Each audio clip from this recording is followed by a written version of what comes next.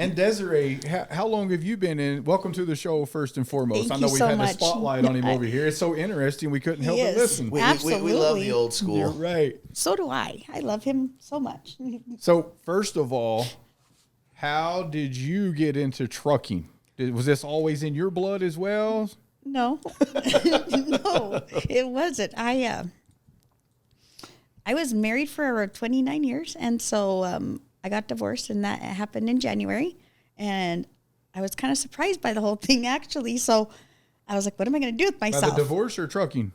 Both. Oh, okay. Yeah. It all took her off guard, yeah. Yeah. But my kids were grown, and I was like, "What am I going to do? Like, how can I, support myself?" And and So the job that I asked this as you paint this picture. So this is like the sad stage. So you're okay. But it got better, and I finally had gotten my first apartment. So the first year was like, I never had my own apartment. It was great. Like, I had a great time.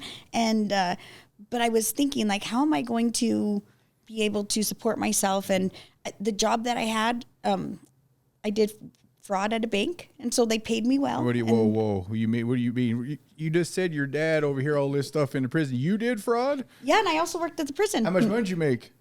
Wow, that's kind of a personal question. I mean, she said I made fraud. Were you defrauding the banks? No. Oh, okay. I mean, what's your waist size, Will? Yeah, right. While we're at it. I worked. You have a secret stash? Good grief. No. No, so I did that, and they paid me well, but I was looking for some way for me to, I kind of lived in a bubble for a lot of years because in my marriage I was taken care of, and so I didn't have to do this. So I thought, you know what, I need to pay this debt off that I have, and I want to buy my own house. And paying almost $2,000 a month in the apartment I was in, I was like, no, that's going to take way too long. Not working. Yeah. And so I knew that my dad had, supported us well, and he has a beautiful house, and him and my mom, and I was like, you know what, maybe I can do that. And my girlfriend Daisy, we were gonna both do the CDL, and we were gonna team drive. Well, then she chickened out, and so then I was like, whoa, like what? I'm gonna do this by myself. And I went and I talked to my dad, and I told him I'm gonna. And he's like, I don't think that's a great idea. He's like, maybe you should just stay at the bank. So he you're tried doing talking good you there. out of going. Yeah, because he's very protective, and even growing up, he was always very protective of us. But why did he try talking you out of trucking? Because he said it's dangerous, and it's his it's girl. hard, Right. and people are, it's a mean world out there, and he knows that I live in a bubble. So I don't know about any mean stuff. I don't know about dangers, except when I worked at the prison. But yeah, I mean, I'm far removed from that now. And so, but I told him I was going to do it. I was like, Dad, either you can support me and help me, because I'm still going to do it. And he has been the best resource I could ever. I don't know if I could have still been here really if he hadn't helped me. Everybody listening right now, sorry. Everybody's listening is wondering, is your same little hookup out there where you got your little test? Did you send her over there for $650 as well? Well, it got up to $800 if you could do math, Will. With the money he was paying. No, even before the Tennessee part. Yeah, go on. Anything after 100, I'm done. Yeah, and they were supposed to reimburse me for that, come to think of it. That's why you yelled at Will. Right? He didn't know how to make that happen. He couldn't calculate it. Brett would have took care of it. He was in there. So I did, my dad, like I said, he's been so supportive. And so I went and I went through the school. I went in Salt Lake.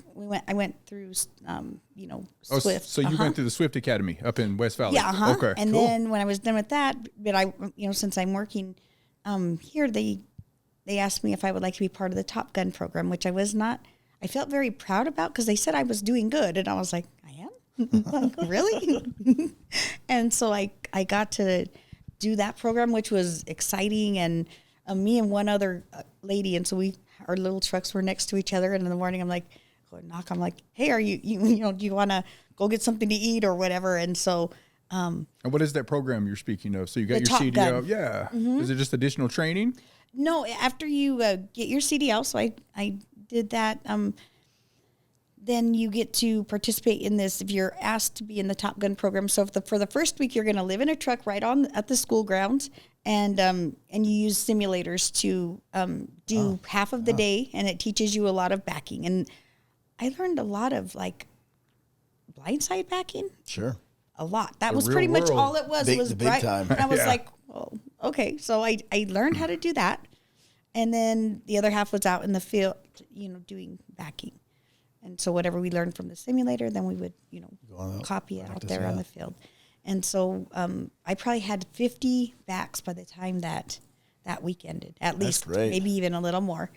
And then it was time to get a trainer. And then it was time to go on the road. The social experiment gone horribly wrong. That's when all the fun started. Wow.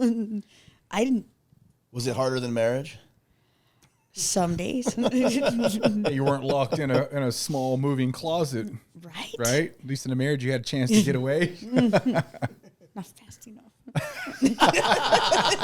It took me 29 years. Right. so yeah, Thank you for watching that clip. I hope you enjoyed it. If you want to see more clips like that, please click here. Or if you'd like to check out a full episode, click here.